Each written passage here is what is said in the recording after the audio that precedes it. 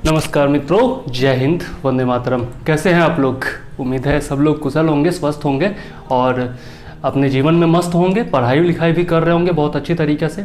तो सबसे पहले तो मैं आज उन लोगों को धन्यवाद देना चाहता हूं जो बहुत अच्छे से पढ़ाई कर रहे हैं मेरे वीडियोज़ के जरिए, ठीक है। और बहुत सारे लोगों ने तारीफ़ भी की है, बहुत सारे लोगों ने प्रोत्साहन भी दिया है, तो उन सभी लोगों का शुक्रिया। और उन सभी लोगों का भी शुक्रिया जो कि वीडियोज़ नहीं देखते हैं, ऑनलाइन तो बिल्कुल नहीं देखते हैं, और देखते भी हैं तो 1-2 मिनट देख करके छोड़ देते हैं, क्योंकि मैं उन्हें ज़बरदस्ती लिंक भेज देता हूं, ठीक है। तो उन लोगों का भी शुक्रिया। ठीक है, जैसा है चल रहा है, अच्छा चल रहा है, मैं अपनी मेहनत कर रहा हूँ और आप लोग भी जो है अपना कर्तव्य निभाते रहिए। मन करे तो इग्नोर करिए, मन करे तो देखिए, आपकी मर्जी है, आपकी ज़िंदगी है, आप जानिए, ठीक है। मेरा जो काम है वो मैं कर रहा हूँ। और एक और बात बताना चाहता हूँ, जो पिछला वीडियो मैंने बनाया था संविधान से संबंधित, भारत की नागरिकता से संबंधित, उसमें एक पॉइंट मेरा गलत हो गया था। उसमें देशीयकरण के द्वारा नागरिकता जो है, वहाँ पर ये पॉइंट सही होगा कि वैसे देशों के नागरिक न हों जहाँ पर भारतीय नागरिकों को देशीयकरण के द्वारा नागरिकता की प्राप्ति का अधिकार न हो, ठीक है। तो यहाँ पर एक शब्द केवल न मैं लिखना भूल गया था कि ऐसे देशों के नागरिक न हो, वहाँ पर मैंने लिख दिया कि ऐसे देशों के नागरिक हों, ठीक है। तो इस बात को आप करेक्ट कर लीजिएगा, ठीक है।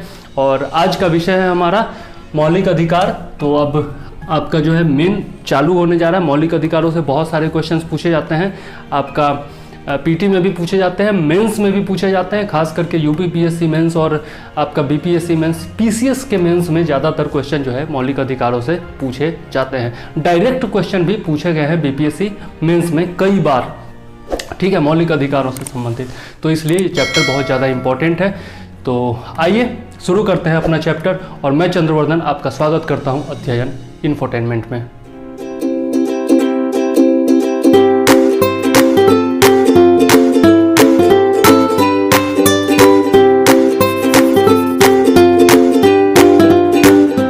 पहले हम लोग देख लेते हैं कि मौलिक अधिकार को मौलिक अधिकार क्यों कहा जाता है, इनको मूल अधिकार क्यों कहा जाता है। तो मूल अधिकार इसलिए कहा जाता है क्योंकि भारत की जो मौलिक विधि है, जो मूल विधि है, जिसको संविधान कहते हैं, उसके द्वारा इसको रक्षा प्रदान की गई है, सुरक्षा प्रदान की गई है और गारंटी प्रदान की गई है, ठीक है।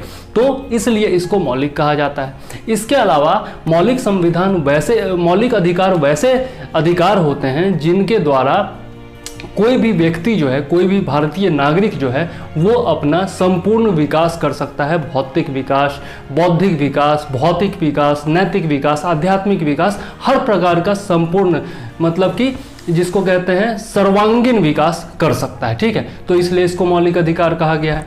इसके अलावा मौलिक अधिकार जो होते हैं वो हम लोग देख लेते हैं कि राजनीतिक लोकतंत्र के आदर्शों की उन्नति का मार्ग होते हैं, ठीक है। तो इसलिए भी जो है यह बहुत ज़्यादा इंपॉर्टेंट है इनके बारे में पढ़ना। मौलिक अधिकार जो होते हैं वह शासन के खिलाफ या फिर विधायिका के खिलाफ देश के नागरिकों को अधिकार प्रदान करते हैं, ताकि देश की विधायिका या कार्यपालिका जो है वह तानाशाह न हो जाए, मनमानी न करने लगे। इस कारण से भारतीय नागरिकों को मौलिक अधिकार दिए गए हैं, ठीक। अब हम लोग चलते हैं, मौलिक अधिकारों को हम लोगों ने समझ लिया, इसके कुछ और पॉइंट्स हैं वो भी देख लेते हैं। तो मूल इसलिए कहा जाता है क्योंकि संविधान द्वारा गारंटी एवं सुरक्षा दी गई है। इसके अलावा इससे जो है व्यक्ति का भौतिक, बौद्धिक, नैतिक और आध्यात्मिक विकास संभव है, ठीक है। इसके अलावा देख लेते हैं तो संसद या विधानमंडल के कानूनों पर मर्यादा जो है यह लगाने का काम करती है, ठीक है। तो इसलिए इसको मौलिक या फिर मूल सिद्धांत कहा जाता है, ठीक। अब हम लोग देख लेते हैं इसकी पृष्ठभूमि के बारे में, मतलब कि इसके इतिहास के बारे में, ठीक है। मौलिक अधिकारों के इतिहास के बारे में कहीं भी आपको नहीं मिलेगा, ज़्यादातर किताबों में भी नहीं दिया हुआ है, लक्ष्मीकांत तक में भी नहीं दिया हुआ है।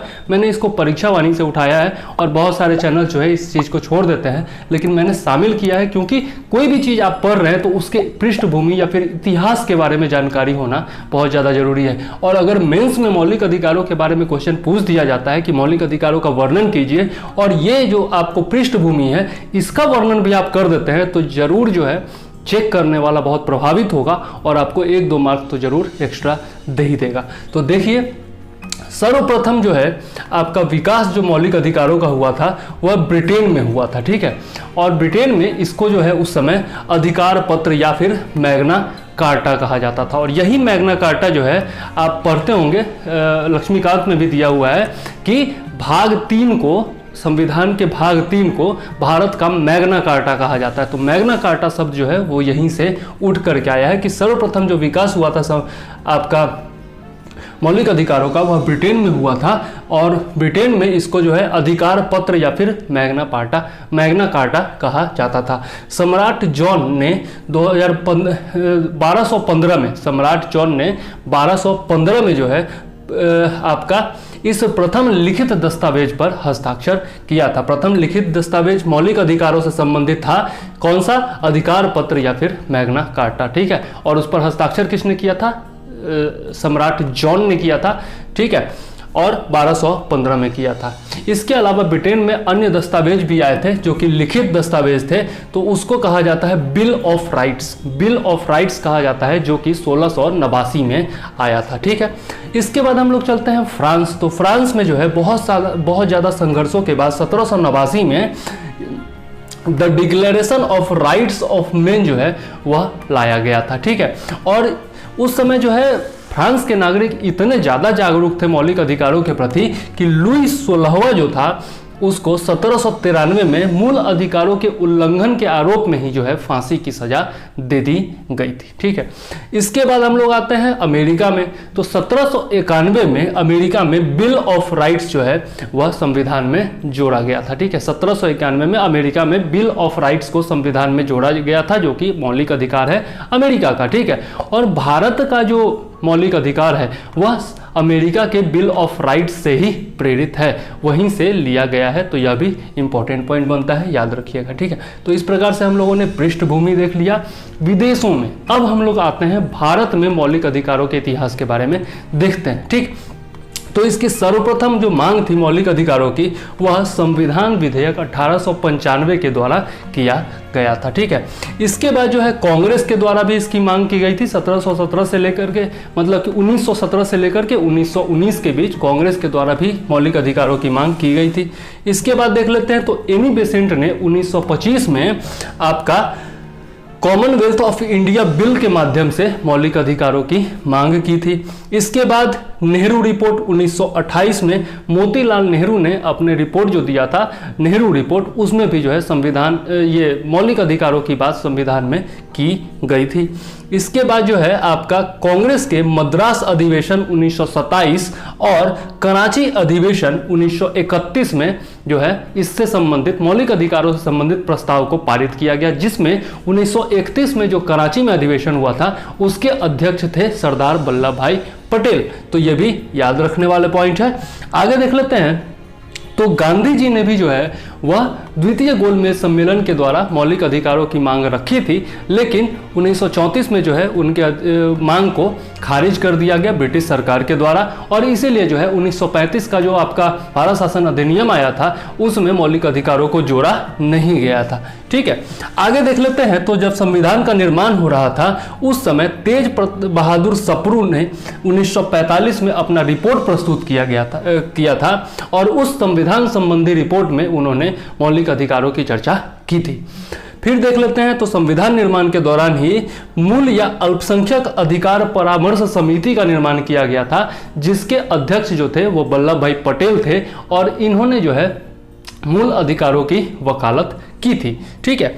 इसके अलावा इसी पर जो है आपका मूल अधिकारों पर ही और अल्पसंख्यक अधिकारों पर ही एक उप समिति का भी निर्माण किया गया था, जिसकी अध्यक्षता कौन कर रहे थे? जेबी कृपलानी कर रहे थे। और इन्हीं समितियों और इसी समिति जिसकी अध्यक्षता वल्लभ भाई पटेल कर रहे थे और उप समिति जिसकी अध्यक्षता जेबी कृपलानी कर रहे थे, इन्हीं की संस्तुति या फिर सिफारिश के आधार पर जो है संविधान में आपका मूल अधिकार जोड़ा गया था, ठीक है। तो इस प्रकार से हम लोग ने देखा भारत में मूल अधिकारों का इतिहास, कि किस प्रकार से इसकी मांग की गई और किस प्रकार से संविधान में इसको डाला गया, ठीक। अब हम लोग चलते हैं, देख लेते हैं कि मूल अधिकारों की आवश्यकता क्यों है, ठीक है। तो पहला पॉइंट है कि भारत की जो अधिकांश जनता है वह निरक्षर है। आप जानते हैं भारत में साक्षरता जो है का दर जो है वह बहुत ही कम है, मतलब कि 70% के आसपास है।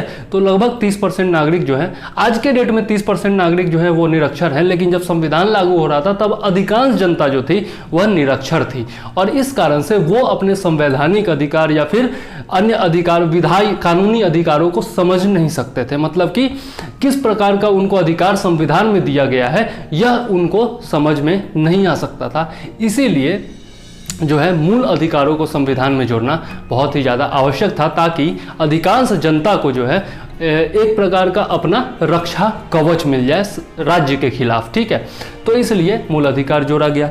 इसके अलावा नेक्स्ट पॉइंट देख लेते हैं। तो हमारी जो विधायिका है, जो संसद है या फिर विधानमंडल है, उसमें क्या है कि कार्यपालिका का बहुमत होता है। आप देख सकते हैं लोकसभा में आपका जो सरकार होती है, जिस पार्टी की भी सरकार हो, जैसे अभी बीजेपी की सरकार है तो बीजेपी का लोकसभा में बहुमत होता है। उसी प्रकार से अधिकांश राज्यों में हम लोगों ने देखा है, यह प्रवृत्ति रही है कि लोकसभा में जिसका बहुमत होता है उसी का जो है आपका राज्यसभा में भी बहुमत देखा जाता है। वैसे अभी नहीं है, लेकिन ऐसा देखा जाता है अक्सर। और जब संविधान लागू हुआ था उस समय और उसके कुछ वर्षों के उपरांत भी, मतलब बाद में भी, कांग्रेस का तो आपका लोकसभा और राज्यसभा दोनों में बहुमत हुआ करता था। तो इसलिए विधायिका जो है उसमें कार्यपालिका का बहुमत हमेशा होता है, और इसलिए यह अंदेशा बना रहता है कि कार्यपालिका जो है वो विधायिका के माध्यम से जनता के विरुद्ध जो है कुछ कानून बना सकती है, और इसलिए जो है जनता अपने कानून, मतलब उस कानून के खिलाफ जो है न्यायालय में जा सके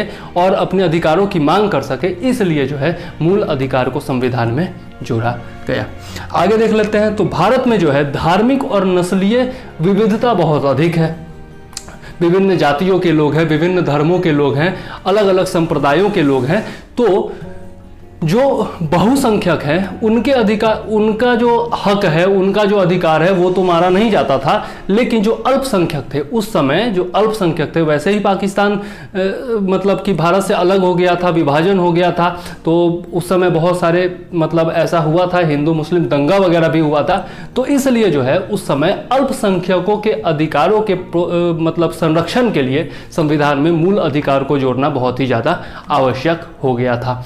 ठीक है, आगे देख लेते हैं। तो जनता को समानता का बोध हो, मतलब कि ऐसा भारतीय जनता को इस प्रकार का लगे कि संविधान के नज़र में या फिर आपका कानून के नज़र में हर नागरिक जो होता है वो समान होता है। यह भारतीय नागरिकों में ऐसी भावना जगाने के लिए जो है आपका मूल अधिकारों को जोड़ा गया, और उसमें समानता के बहुत सारे अधिकार दिए गए हैं, उसके बारे में हम लोग आगे पढ़ेंगे।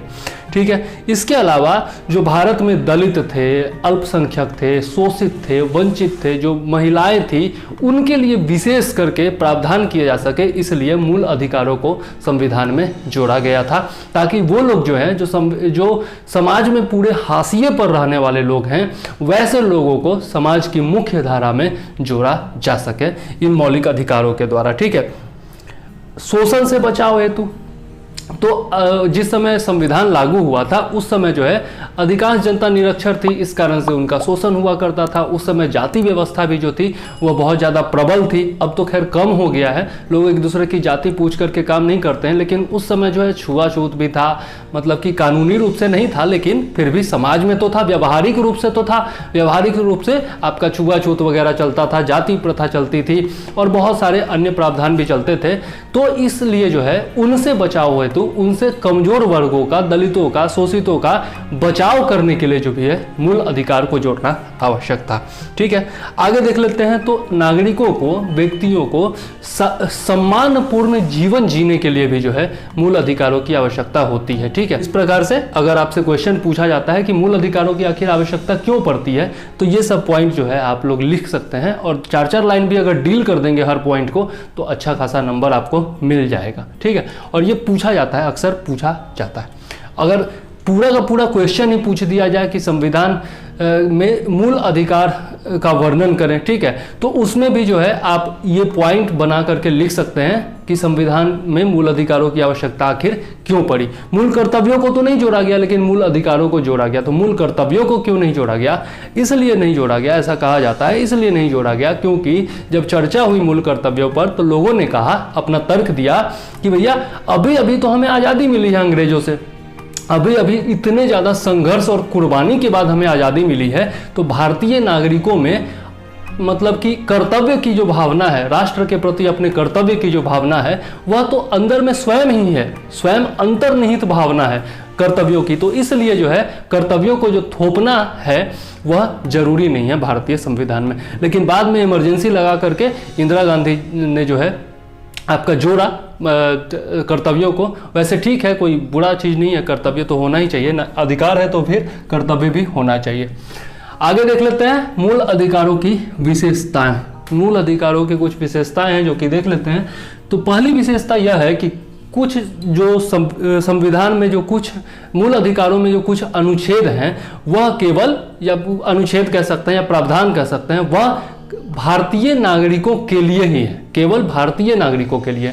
और कुछ प्रावधान ऐसे हैं जो कि भारतीय नागरिकों और विदेशी नागरिकों सबके लिए है। विदेशी नागरिक में लेकिन शत्रु देश का नागरिक नहीं होना चाहिए, ठीक है। तो कुछ प्रावधान ऐसे हैं जो कि केवल भारतीय नागरिकों के लिए है, और कुछ प्रावधान ऐसे हैं जो कि आपका सभी नागरिकों के लिए है, शत्रु देश के नागरिकों को छोड़कर, ठीक है। तो इसके बारे में हम लोगों ने पिछले वीडियो में पढ़ा भी था, जब हम लोगों ने आपका नागरिकता पढ़ा था, ठीक है। आगे देख लेते हैं। तो दूसरा विधि जो है वह यह है, दूसरा जो विशेषता है वह यह है कि भारतीय जो संविधान में मूल अधिकार दिए गए हैं वह असीमित हैं, लेकिन जो है यह आपका वाद योग्य है। असीमित हैं, सॉरी ये नहीं लिख दिया मैंने, असीमित हैं लेकिन वाद योग्य हैं, न्यायोचित हैं, ठीक है।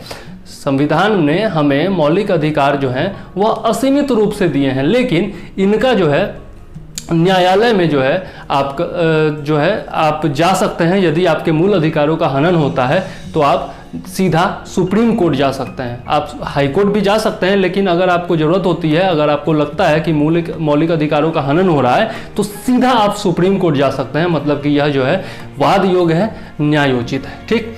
नेक्स्ट देख लेते हैं। राज्य के मनमानी के खिलाफ जो है गारंटी देते हैं। यह क्या करते हैं? राज्य के मनमानी के खिलाफ, मतलब कि राज्य जो है या फिर जो आपकी सरकार है वह तानाशाह न हो जाए, मनमानी न करने लग जाए, आप पर अपने कानून थोपने न लग जाए, इसके खिलाफ जो है गारंटी देती है, ठीक है। लेकिन एक बात और है कि युक्त प्रतिबंध जो है वह सरकार लगा सकती है। जैसे अभी आप देख सकते हैं कोरोना काल है, तो अभी महामारी से बचाव के लिए राज्यों ने या फिर केंद्र सरकार ने आप पर कुछ प्रतिबंध लगाए हुए हैं कि भैया लॉकडाउन में रहिए, घर में रहिए, मास्क लगाइए या फिर ये करिए, तभी आप बाहर जा सकते हैं। तो इस प्रकार से युक्त आपके हक में जो है या फिर अल्पसंख्यकों के हक में, दलितों के हक में, वंचितों के हक में कुछ न कुछ जो है प्रावधान किए जा सकते हैं। वैसे दलित और वंचित इसमें नहीं आते हैं, अनुसूचित जाति आते हैं, अनुसूचित जनजाति आते हैं, और आपका जो है सामान्य जनता के हक में जो है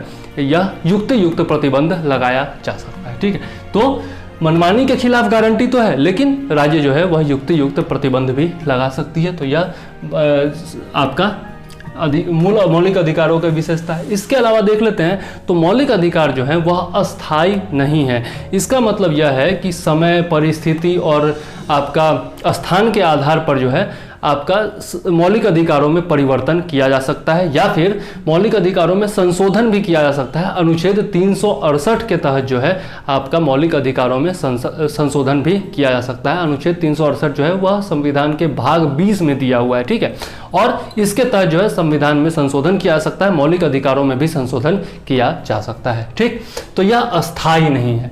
नेक्स्ट देख लेते हैं। तो कुछ प्रावधान ऐसे हैं जो कि सकारात्मक है और कुछ प्रावधान ऐसे हैं मौलिक अधिकारों में जो कि नकारात्मक है, ठीक है। तो नकारात्मक में देख सकते हैं कि राज्य की शक्ति पर जो है वह निर्बंधन लगाया जाता है, मतलब कि राज्य की शक्ति पर जो है सीमा लगाई जाती है, ठीक है, सीमित किया जाता है राज्य की शक्ति को। तो यह आपका नकारात्मक में आ गया। इसके अलावा सकारात्मक, नकारात्मक में जो है अनुच्छेद देख सकते हैं तो 14 है, 15 है, 16 है, 21 है, यह जो है आपका नकारात्मक है। और और सकारात्मक में देख सकते हैं तो विभिन्न प्रकार के स्वतंत्रता का अधिकार दिया गया है, जो कि आपका अनुच्छेद 19 ले सकते हैं। इसमें उदाहरण स्वरूप आप 25 से 28 ले सकते हैं। तो ये सब जो है सकारात्मक उपबंध दिए गए हैं। तो कुछ नकारात्मक प्रावधान है, कुछ सकारात्मक प्रावधान है भारतीय संविधान के मौलिक अधिकारों में। ठीक है, तो यह इनकी विशेषता हो गई।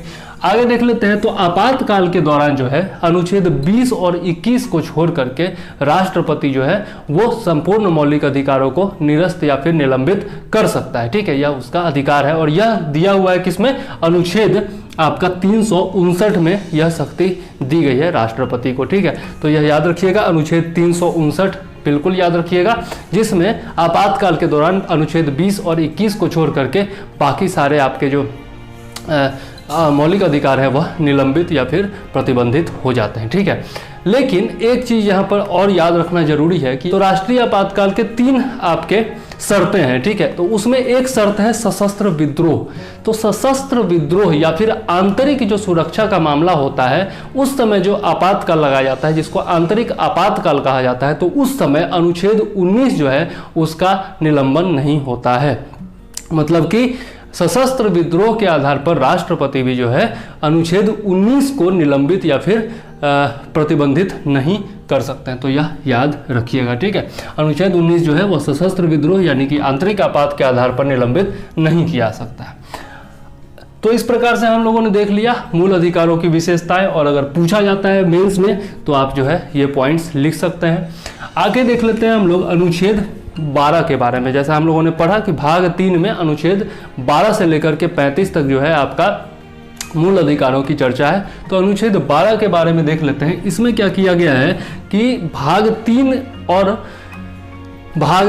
भाग 4, भाग 3 मतलब मौलिक अधिकार और भाग 4 यानी कि राज्य के नीति निर्देशक तत्व, इनमें जो है बहुत सारे प्रावधानों में राज्य शब्द दिया हुआ है और उसी राज्य शब्द की परिभाषा जो है वह आपका अनुच्छेद 12 में दिया गया है। ठीक है, तो यह भाग 3 और भाग 4 के लिए लागू होता है, यहाँ पर जो परिभाषा मैं बताने जा रहा हूँ। लेकिन भाग 6 के लिए राज्य की जो परिभाषा दी गई है वह अनुच्छेद 152 में दी गई है। ठीक है, तो याद रखिएगा ये पॉइंट। तो देख लेते हैं राज्य की परिभाषा में कौन कौन आते हैं। तो पहला में है कार्य एवं विधायी अंगों को संघीय सरकार में क्रियान्वित करने वाली सरकार और संसद, मतलब कि आपका केंद्र की सरकार आ गई और संसद आ गई। ठीक है, आगे देख लेते हैं। दूसरा है राज्य सरकार के विधायी अंगों को प्रभावी करने वाली सरकार और राज्य विधानमंडल। तो इसमें राज्य सरकारें आ गई और विधान मंडल आ गया, मतलब कि विधानसभा और विधान परिषद आ गया। ठीक है, आगे देख लेते हैं। तो तीसरा है स्थानीय प्राधिकारी या फिर निकाय। तो स्थानीय निकाय में कौन आता है, नगर पालिका हो गई, ग्राम पंचायत हो गई, इसके अलावा आपका माइनिंग सेटलमेंट बोर्ड हो गया और डिस्ट्रिक्ट बोर्ड हो गया। डिस्ट्रिक्ट मतलब कि जिला बोर्ड हो गया। ठीक है, उसके अलावा देख लेते हैं। तो चौथा है अन्य निकाय, यह भी राज्य की परिभाषा में आते हैं। अन्य निकायों में कुछ संवैधानिक है, कुछ असंवैधानिक है, वो लोग भी आ जाते हैं। ठीक है, और विभिन्न जो न्यायिक निर्णय दिए गए हैं, जो सुप्रीम कोर्ट ने, हाई कोर्ट ने जो निर्णय दिए गए हैं, उनके आधार पर स्थानीय एवं अन्य प्राधिकारियों में कौन आते हैं। तो देख लेते हैं। आपका ये सब पूछा गया है, एक एक पॉइंट जो है आपका यूपीपीएससी में, एमपीपीएससी में पूछा गया है कि ये लोग जो हैं प्राधिकारी में आते हैं या नहीं आते हैं। तो यह बिल्कुल ही याद रखिएगा, एक एक पॉइंट याद रखिएगा। एक एक पॉइंट यहाँ से पूछा गया है और मैंने परीक्षा वाणी से उठाया है, तो उसमें बताया भी गया है कि कौन सा यूपीपीएससी में पूछा गया, कौन सा एमपीपीएससी में पूछा गया, कौन सा बीएसएनएल के एग्जाम में पूछा गया है। तो अनेक एग्जामों में ये सब पूछा जा चुका है, इसलिए सब याद रखिएगा। ठीक है, जीवन बीमा निगम, विश्वविद्यालय, भारत पेट्रोलियम निगम, ठीक है, भारतीय खाद्य निगम, भागीदारी फर्म, ठीक है, और राष्ट्रपति भी इसके अंतर्गत आएगा जब 359 के तहत, अनुच्छेद 359 के तहत जो है यह आदेश जारी करता है। 359 आपको बता चुका हूं कि अनुच्छेद जो है 20 और 21 को छोड़ करके बाकी सारे मौलिक अधिकार निलंबित हो जाते हैं। ठीक है, आगे देख लेते हैं। तो मुख्य न्यायाधीश कब आएगा, जब वह अन्य न्यायाधीशों की नियुक्ति कर रहा होगा, तब मुख्य न्यायाधीश में भी जो है इसमें आ जाएगा। इसके अलावा दिल्ली विकास प्राधिकरण, ठीक है, बीएसएनएल, यूपीएससी, संघ लोक सेवा आयोग, एनसीईआरटी, उसके अलावा आईसीआईसीआई बैंक, सीएसआईआर, न्यायालय और वक्फ बोर्ड। ठीक है, तो ये सब पूछा जा चुका है, इसलिए मैंने आपको बता दिया। ठीक है, अब आगे देख लेते हैं हम लोग अनुच्छेद 13 के बारे में। ठीक है, तो अनुच्छेद 13 में जो है दिया गया है आपका मूल अधिकारों से असंगत एवं उनका अल्पीकरण करने वाली विधियां, मतलब कि मूल अधिकारों से असंगत विधियां और उनका अल्पीकरण करने वाली, न्यूनीकरण करने वाली विधियां दी गई हैं अनुच्छेद 13 में, जिसके बारे में हम लोग अगले वीडियो में पढ़ेंगे। इस वीडियो में हम लोग देख लेते हैं मूल अधिकार कहां से कहां तक दिए गए हैं और कौन कौन से अधिकार दिए गए हैं। ठीक है, तो पहला है आपका समानता का अधिकार, जो कि अनुच्छेद 14 से 18 तक दिया गया है, आपको याद भी होगा, वैसे मैंने बता दिया है। स्वतंत्रता का अधिकार, जो कि आपका 19 से 22 तक दिया गया है। शोषण के विरुद्ध अधिकार, जो कि आपका 23 और 24 में दिया गया है। इसके अलावा धार्मिक स्वतंत्रता का अधिकार, जो कि आपका 25 से 28 में दिया गया है। संस्कृति और शिक्षा का अधिकार, जो कि 29 और 30 में दिया गया है। इसके अलावा संवैधानिक उपचारों का अधिकार, जो कि अनुच्छेद 32 में दिया गया है। और आपका मूल अधिकार से संबंधित अन्य उपबंध, जो कि आपका बाकी अनुच्छेद जो बचते हैं 33, 34 और 35 में दिए गए हैं। ठीक है, तो इन सारे अधिकारों के बारे में हम लोग विस्तृत विवरण पढ़ेंगे। ठीक है, अन्य वीडियोज भी आएंगे, इसमें मूल अधिकार पर जो है आपका 4 वीडियो मेरे हिसाब से बन जाएगा।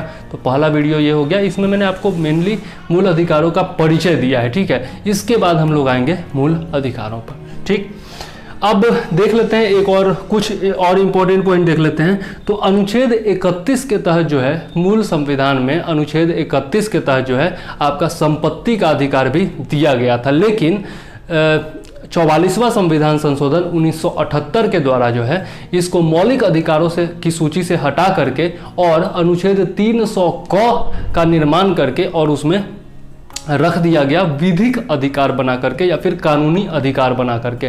तो अनुच्छेद 31 जो है वह पहले मौलिक अधिकार था, लेकिन अब विधिक अधिकार है, और यह 44वां संविधान संशोधन अधिनियम 1978 के द्वारा किया गया था। ठीक है, एक और इम्पॉर्टेंट पॉइंट देख लेते हैं कि मूल अधिकार के उल्लंघन पर संरक्षण का जो है प्रावधान दिया गया है। आपका अनुच्छेद 32 में जो दिया गया है वह सुप्रीम कोर्ट के बारे में दिया गया है, और अनुच्छेद 226 में जो है हाई कोर्ट के बारे में दिया गया है। जैसा हम लोग ऊपर पढ़ चुके हैं कि मौलिक अधिकारों का जो आपका उल्लंघन होता है तो आप हाई कोर्ट या फिर सुप्रीम कोर्ट जा सकते हैं। कई मामलों में आप डायरेक्ट सुप्रीम कोर्ट भी जा सकते हैं। तो जो मौलिक अधिकारों के संरक्षण के बारे में दिया गया है संविधान में, उसमें अनुच्छेद 32 जो है वह सुप्रीम कोर्ट के संबंध में है, और अनुच्छेद 226 जो है वह हाई कोर्ट के संबंध में है, मतलब उच्च न्यायालय के संबंध में है। तो ये दोनों भी याद रखिएगा। ठीक है, तो आज के लिए बस इतना ही रहने देते हैं। अब नेक्स्ट वीडियो में जो है हम लोग अनुच्छेद 13 के बारे में पढ़ेंगे, और उसके बाद जो है समानता का अधिकार और स्वतंत्रता के अधिकार के बारे में पढ़ेंगे। ठीक है, तो आज के लिए बस इतना ही रहने दीजिए। कल मतलब कि आपको एक और बात बता दूं जाते जाते कि 1 अगस्त से जो है आपका BPSC 66 के लिए आपका बैच शुरू होने जा रहा है, जो कि PT और मेंस दोनों का होगा।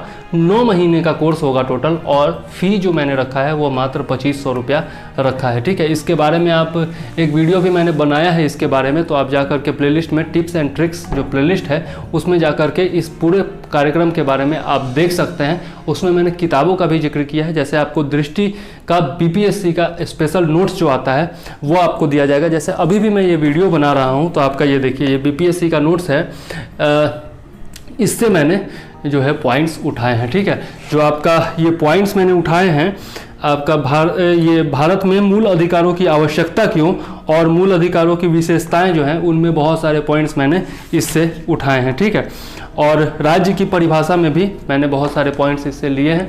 तो इनसे भी मैं आपको वर्णन करता हूं जब मैं वीडियो बनाता हूं। तो ये सारे नोट्स जो है आपका BPSC का दृष्टि का ओरिजिनल नोट्स जो है वो सारा आपको दिया जाएगा उस कार्यक्रम में। इसके अलावा आपको टेस्ट सीरीज वगैरह दिए जाएंगे, जो मैं आपका PDF बनाता हूं, आप देखते होंगे करंट अफेयर्स का PDF बनाता हूं, तो उसका भी टोटल PDF आपको दिया जाएगा जनवरी से लेकर के, और आपका जब तक एग्ज़ाम नहीं होता PT का तब तक आपको दिया जाएगा। इसके अलावा हम लोग हिंदी भी पढ़ेंगे, स्टैटिस्टिक्स भी पढ़ेंगे, और वीडियोस तो बाकी मेरे पास हैं ही। आप PDF पढ़ लीजिए नोट्स का, और उसके बाद मेरे वीडियोस से जो है उस PDF को समझ लीजिए, उस टॉपिक को समझ लीजिए, तो फिर आपको कहीं भी दिक्कत होने वाली नहीं है। इसके अलावा बिहार स्पेशल का भी वीडियो जो है वो मैं 1 अगस्त से अपने चैनल पर शुरू करने जा रहा हूँ, तो आपको बिहार स्पेशल में भी कोई दिक्कत नहीं होने वाली है, ठीक है।